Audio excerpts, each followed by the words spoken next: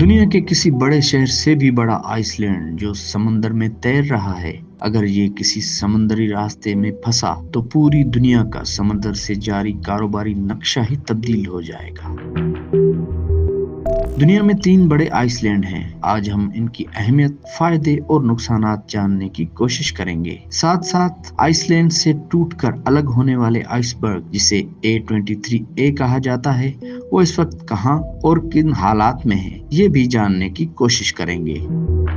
सबसे बड़ा आइसबर्ग यानी बर्फ का पहाड़ सफर पर निकल चुका है। ये कोई मामूली आइसबर्ग नहीं, बल्कि दुनिया का सबसे बड़ा आइसबर्ग है। ये लगभग 35 साल कबल अंटार्कटिका से टूटकर अलग हो गया था और तैरते तैरते साउथ के समंदर में अटक गया। लेकिन 2020 से ये दोबारा सफर पर निकल चुका है।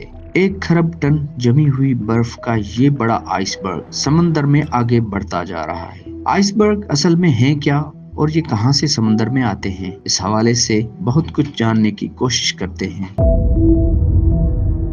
दुनिया की जानी मानी iceberg scientist doctor Catherine Walker का कहना है कि आइसबर्ग बर्फ के वो बड़े टुकड़े हैं जो साउथ की तरफ मौजूद अंटार्कटिका आइस शीट और शिमाल में मौजूद आइस शीट ग्रीनलैंड से टूटकर बिखर जाते हैं। इसके अलावा कनाडा और रूस में भी छोटे आइसबर्ग पाए जाते हैं। अंटार्कटिका की आइस शीट हजारों साल पुरानी है, लेकिन ये पत्थर पर बिछी है, जिसकी वजह से ग्रीनलैंड के मुकाबले में ज्यादा वक्त तक बरकरार रहती है और बढ़ती गर्मी का इस पर ज्यादा असर नहीं पड़ता।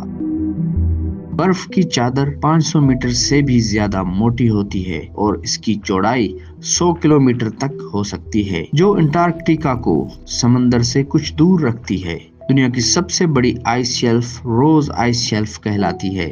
अंटार्कटिका ग्रीनलैंड से 10 गुना बड़ा है। ग्रीनलैंड लॉरेंटेड आइस शीट या बर्फीले इलाके का हिस्सा था, जो वर्ल्ड वॉर के दौरान अमेरिका और यूरोप में फैला हुआ था, लेकिन अब वो पिघलकर सिकुड़ गया है।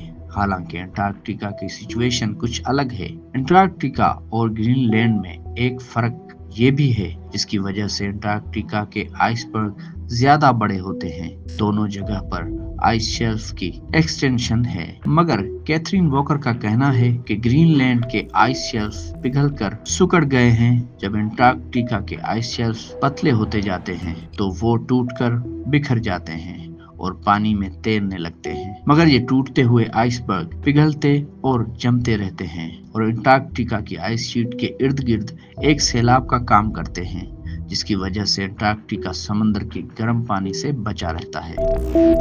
एक वक्त आएगा जब ये आइस शेल्फ पिघलकर अलग हो जाएंगे। कुछ आइसबर्ग छोटे होते हैं, लेकिन कुछ बड़े शहर से भी बड़े होते हैं।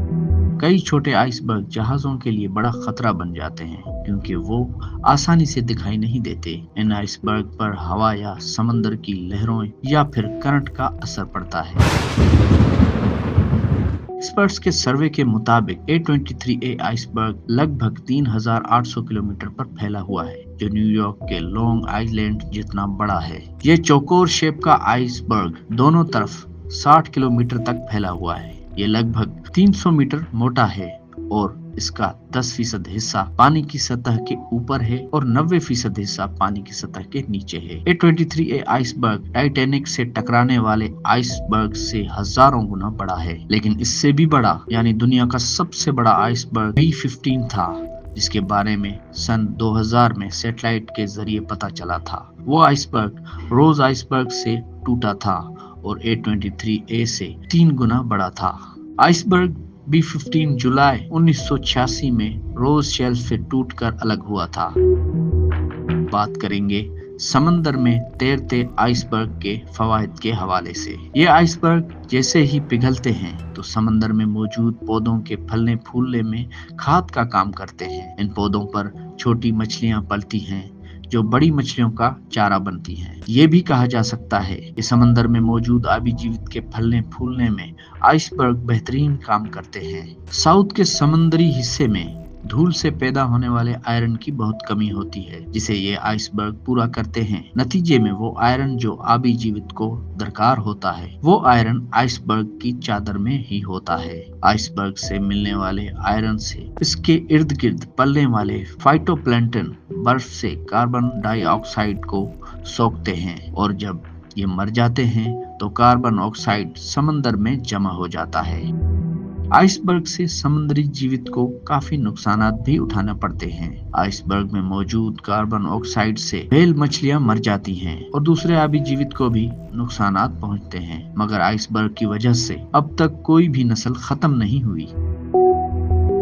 आइसबर्ग की वजह से समंदर में जिंदगी चल रही है। जरूरी है कि आइस शीट यानी अंटार्कटिका ग्रीन और रोज शेल्फ जैसी बर्फ की चट्टानें कायम रहें। धरती पर गर्मी बढ़ने या क्लाइमेट चेंज की वजह से अलास्का पहाड़ों और एंडीज के छोटे बड़े ग्लेशियर्स तेजी से पिघल रहे हैं। शुमाली अमेरिका, यूरोप और एशिया में भी ग्लेशियर के करीबी इलाकों में गर्मी के मौसम में दर्जे हरारत बहुत ज्यादा बढ़ जाता है। कई जगह जंगलों में आग लग जाती है और इस आग का धुआं ग्लेशियर तक पहुंच जाता है, जिसकी वजह से इनका रंग काला पड़ने लगता है और गर्मी के दौरान बर्फ तेजी से पिघलने लगती है। पिछले कुछ सालों में ग्लेशियर्स का पिघला हुआ पानी ग्रीनलैंड तक पहुंच गया है। क्लाइमेट चेंज की वजह से ये ग्लेशियर अब तेजी से पिघलते जा रहे हैं। हो सकता है कि मुस्तकबिल में ये खूबसूरत आइसबर्ग नजर ही ना आए। नतीजे में नेचर इंसानों पर कहर ढालना शुरू कर देगा। ये आइसबर्ग न सिर्फ समुद्री जीवित के फलने फूलने का काम करते हैं, बल्कि धरती की खूबसूरती और मुस्तकबिल के बारे में भी हमें बहुत कुछ बता रहे हैं। इसलिए दुनिया को क्लाइमेट चेंज से आने वाली कयामत खेज आफतों से निपटने के लिए अभी से ही इकदामात करने होंगे।